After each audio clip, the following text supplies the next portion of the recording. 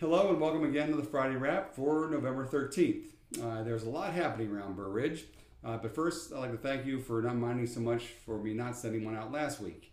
My trip to Texas to spend a couple days with the Relics tour of St. Maria Goretti was a chance of a lifetime and very enlightening, and I just couldn't pass it up. While there, I was also able to spend the weekend with my sister over in Austin, Ginny, and also see someone who is from locally here, relocated from really Hinsdale to Houston. Brittany Farron is now a pediatrician, I believe, for the University of Texas Medical Center down there. And we met at a Starbucks, no surprise to many of you, which was coincidentally right next door to the Lakewood Church, which happens to be Joel Osteen's church. And boy, check out the picture below, because what a crowd they have for Sunday Mass. It's a former stadium, I think, for a huge sports team. The village board meeting was held on Monday this week, and started out with a moment of silence for Susan Ruiz, who passed away after a long battle with cancer. She was, in addition to working at Village Hall, she and her family have been very involved in the community for many years, and she'll be missed on many levels. Susan also had close friends on the Planning Commission, on the board. Our daughters even played softball together. It was a tough week around the village the previous week, and she'll be sadly missed. Now, the main topic at the village board meeting that was discussed at length was a presentation of the proposed 2015 tax levy to cover the police pension. That's a lot of information to be covered there. For complete details, please go to our website, www.burr-ridge.gov, and or watch the meeting, the repeat of the meeting on the Village TV station. This week, I also on Tuesday attended the I-55 Lane Management Project meeting. It was conducted by the Corridor Planning Group, and it was I was there along with many other numerous local government leaders. We met at the Holiday Inn Countryside to hear and discuss and show potential plans for them installing an HOV or HOT lanes on I-55. HOV stands for the high occupancy vehicle, and the other one is high occupancy toll lane, which I just happened to see in Houston last weekend. Plans are still unfolding, and I'll keep you posted on that. They also talked, by the way, at length about the sound barrier walls and what it takes for all that, which I know one of the residents asked me about recently. Also, on Tuesday, I attended the 7th annual Volunteers of America lunch. It was the actually annual Veterans Leadership meeting, where a bunch of awards were handed out.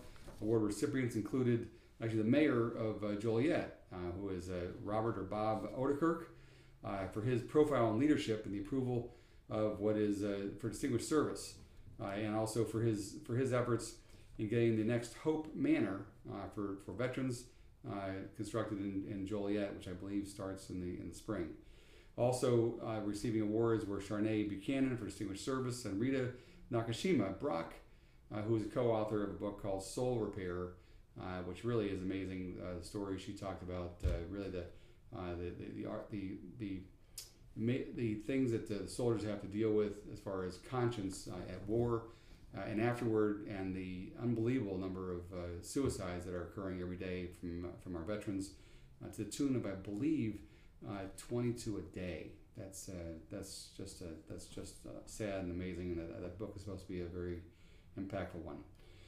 U.S. Army veteran Luke Murphy was the keynote speaker. He inspired us all with his story of being catastrophically wounded by an IED, where he lost his right leg above the knee, and he talked about his over 30 surgeries, and as well as all the work that he does with our wounded veterans. And he also authored a book called Blasted by Adversity. That was just an incredible week, like I said. Also this week, actually, I just got back from a luncheon at the Catholic Citizens of Illinois downtown. I happened to run into the local priest from Father St. James at SAG Church, Father Coys. This week, there was a grand opening last night at a ribbon cutting for the Design Bar at Brandy's, which is located at 725 on the Village Center Drive right there. just on the left-hand side as you're going through downtown.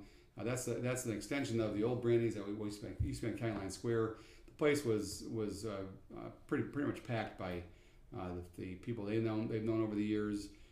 It's for interior design, both for new construction as well as remodeling.